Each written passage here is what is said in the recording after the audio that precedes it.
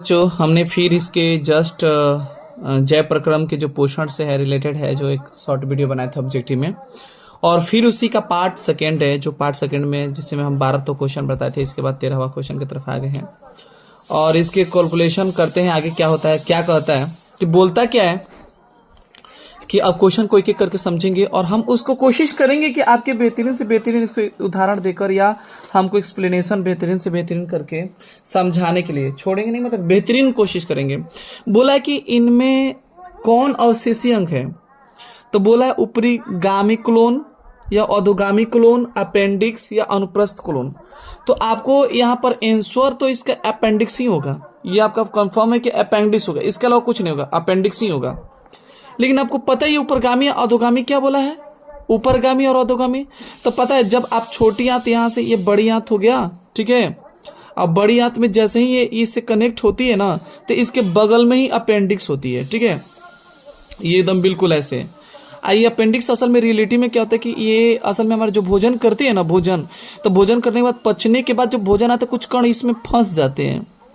तो ये फंस जाने की वजह से ये इसमें कुछ बैक्टीरिया होते थे और बैक्टीरिया जो इसको सड़ाने भोजन पचाने का काम करते थे। लेकिन हम लोग अब इतने हरी हरी चीजें खाना बंद कर दिए हैं जिसकी वजह से अब यहाँ बैक्टीरिया न होने की वजह से अब यही भोजन आ जाता है और भोजन आने के बाद क्या होने लगता है, तो अब सड़ेगा नहीं। तो आप ही सोचिए कि जब मतलब कि अब पचेगा नहीं, करेगा मतलब पचेगा नहीं, सड़ेगा नहीं, पचेगा नहीं, तो यह भोजन सड़ने लगेगा और सड़ेगा तो सिंपल बात है कोशिकाओं के यहाँ कोशिकाओं को पूरा को मारेगा, तो मारेगा तो वहीं सूजन फूलन दर्द क्रिएट कर देगा।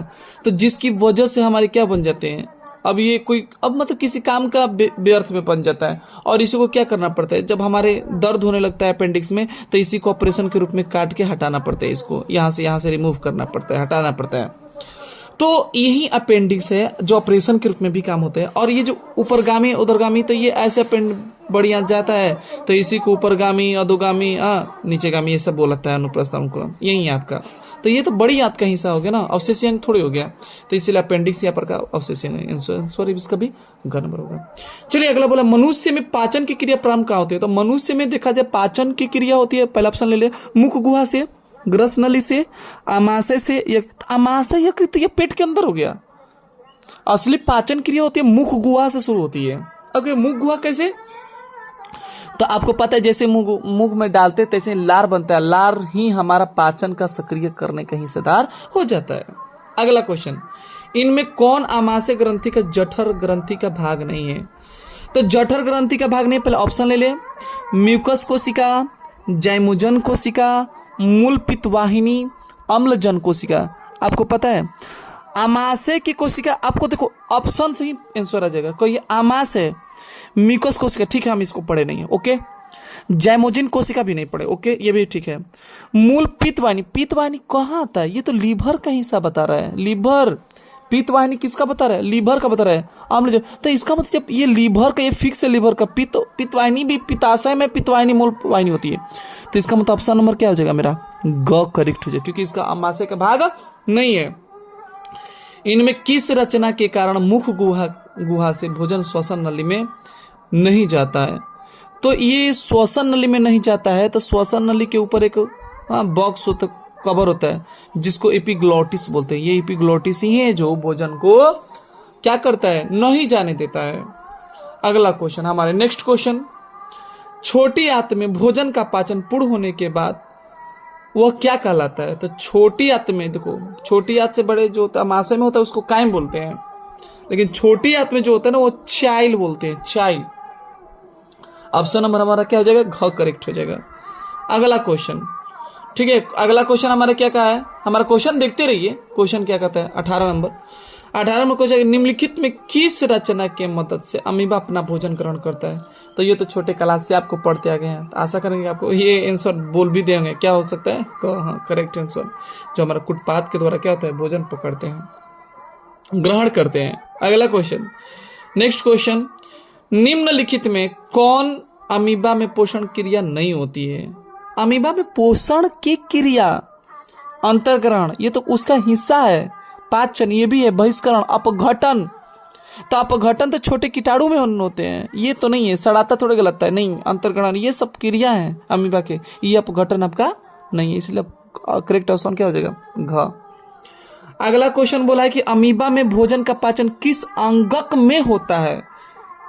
तो अमीबा जो होता है ना, असल में अमीबा के जो ये होता है ना, तो वो असल में ये इसका बीच वाला हिस्सा लेता है और इसी में भोजन होता है। तो ये असल में होता है फूड वैक्यूल, अर्थात भोजन रसधानी होते हैं। तो देखिए ऑप्शन देखिए क्या है, कुटपाद में, तो कुटपाद पकड़ने का अंग हो गया, भोजन रसधानी में, केंद्रक में, साइटोप्लाज्मा केंद्र। तो ये तो सिंपल बात है, कोशिका द्रव में क्यों होगा? आपका होगा किसमें? भोजन रसधानी में। अगला क्वेश्चन बोला पैरामीशियम में भोजन का अंतर्ग्रहण शरीर के किस रचना द्वारा होता है? तो पैरामीशियन जो होता है ना, असल में पैरामीशियन ये चप्पल का आकार होता है, तो इसके पैरामीशियन के जो होते हैं ना, उसके ऊपर बाहर सिलिया निकली रहती है, ठीक है, ऐसे चप्पल के आकार का होता है। तो सिलिया होते हैं, सिलिया के द्वारा ही वो अंतर्ग्रहण करता है इधर उधर। तो हमारा करेक्ट ऑप्शन क्या हो जाएगा? सिलिया हो जाएगा। चलिए क्वेश्चन, ये फिगर आपको देखिए और आंसर बताइए। फिगर में क्या बोल रहा है? बोले कि अमीबा में पोषण के किस प्रक्रिया को नीचे दिए गए चित्रों में दर्शाया है? ये देखिए भोजन लिया, ये भोजन फूड धानी है, केंद्रक है, भोजन का लिया, पचाया, पचाने के बाद देखिए इसको बाहर क्या कर रहे हैं? निकाल रहे हैं। इसका मतलब बहिष्करण कर रहा है, बहिष्करण प्रचलन, बहिष्करण कर रहा है, निकाल रहा है, ठीक है, बाहर निकल रहा है भोजन को। इसलिए ऑप्शन हमारा करेक्ट क्या हो जाएगा? हो जाएगा। कहा जाता है कि हाँ, क्वेश्चन अगला है कि मनुष्य के आहार नाल की लंबाई कितनी है? तो जो मनुष्य की आहार नाल की लंबाई है हमारा, वो 8 से 10 मीटर है, सेंटीमीटर नहीं, 10 मीटर। करेक्ट आंसर क्या हो जाएगा? इतना। आपको अभी सर इतना लंबा, सेंटीमीटर नहीं, सेंटीमीटर क्यों होगा? हाँ, चलिए आगे। सेंटीमीटर कहिएगा तो आप दिमाग लगे ना, तो सेंटीमीटर कैसे?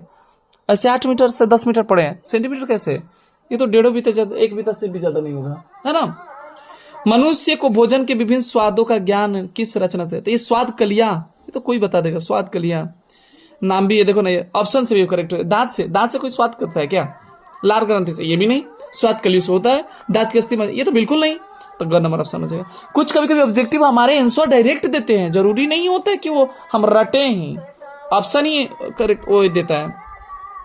दांतों की अच्छी तरह के प्रकार से सफाई न करने पर दांतों पर बनने वाले एक परत क्या कहलाती है? तो दांत पे जो परत बनती है ना, दांत हो गया तो दांत के ऊपर एक परत बनती है, दंत प्लंक बोलते हैं, दंत प्लाक, है ना। करेक्ट आंसर क्या हो जाएगा? अगला क्वेश्चन हमारा हो गया कि इनमें से कौन सी मनुष्य के मुख गुहा में पाई जाने वाली लार ग्रंथि नहीं है? तो लार ग्रंथि में हमारे 3 लार ग्रंथि होती है, आपको पता होना चाहिए। कौन कौन? सेमैंडिबुलर, सबलिंगुअल, पैरोटिड, ये तीनों ग्रंथि होती हैं, ये तीनों, 1 2 तीनों, सेमैंडिबुलर, सबलिंगुअल, पैरोटिड। कौन नहीं होगा? अग्नाशय नहीं होगा, ये तो अग्नाशय अंदर हो गया। करेक्ट आंसर अपना क्या होगा? अगला क्वेश्चन बोला कि आहार नाल में क्रमाकुंचन को दर्शाने वाले चित्र में चिन्हित स्थान क्या है? ये दिख रहे हैं ना, ये आपका ये जो चिन्हित स्थान बोल रहा है, ये क्या है? तो ये चिन्हित सिंपल बात है ना, ये सिकुड़ रहा है ना, ये चपक रहा है, सिकुड़ रहा है, ये इधर भी जा रहा है, इधर भी, तो ये क्या है? संकुचन है। डायरेक्ट बोल दिया शीतलन, होगा ही नहीं, घाव है। देखिए ये शीतलन, अम्लीय स्त्राव, ये अम्ल थोड़े बोल रहे हैं, अल्सर नहीं, अल्सर भी नहीं। तो ये हमारा क्या हो जाएगा? सी, संकुचन। चलिए अगला नेक्स्ट पॉइंट पे आते हैं। क्या नेक्स्ट पॉइंट बोला है कि आमाशय की भीतरी दीवार पर किस प्रकार की कोशिका की स्तर होती है? तो आमाशय की जो दीवारें होती है ना, जो आमाशय की दीवारें जो होती हैं वो हमारे स्तंभाकार एपिथेलियम उत्तक कोशिका के द्वारा होती है, ठीक है, इसी के द्वारा होते हैं। चलिए आगे बात करते हैं। आमाशय की दीवारों में होने वाले घाव को पेप्टिक अल्सर निम्नलिखित किसके अत्यधिक होता है? तो सिंपल बात है, अम्ल के कारण ही होता है ज्यादा। इनमें कौन सा वसा को वसा अम्ल तथा ग्लिसरॉल में बदलता है? तो लाइपेज है, लिपिड को तोड़ता है, लिपिड को तोड़ के ही किसको बनाता है? बदल देता है। मानव आहार नाल का किस भाग की लंबाई सबसे अधिक होती है? तो सबसे अधिक जो अगर होती है तो छोटी आंत की होती है, सबसे अधिक छोटी आंत की होती है ना। इसके बाद हमारे मानव शरीर की सबसे बड़ी ग्रंथि हमारा क्या होती है? यकृत होती है। ये सब पढ़े हुए हैं ऑलरेडी छोटे बचपन में, और आ रहा है आपके बीच में। तो आशा करेंगे कि जितने हमारे खत्म हो गए, इंड हो गए, और 32 क्वेश्चन थे, और आशा करेंगे कि आपका क्वेश्चन भी समझ में आने के लिए और इस प्रकार के ऑब्जेक्टिव क्वेश्चन आप लोग सॉल्व करते रहें, ठीक है। हम एक एक करके ऑब्जेक्टिव आपके बीच में लाते रहेंगे, जिससे कि आपका मजबूत हो जाएगा, एग्जाम मजबूत होते जाएगा और बनते रहिए, एकदम क्वेश्चन बनाते रहिए। कमेंट में जरूर लिखिएगा कि कैसा वीडियो जा रहा है।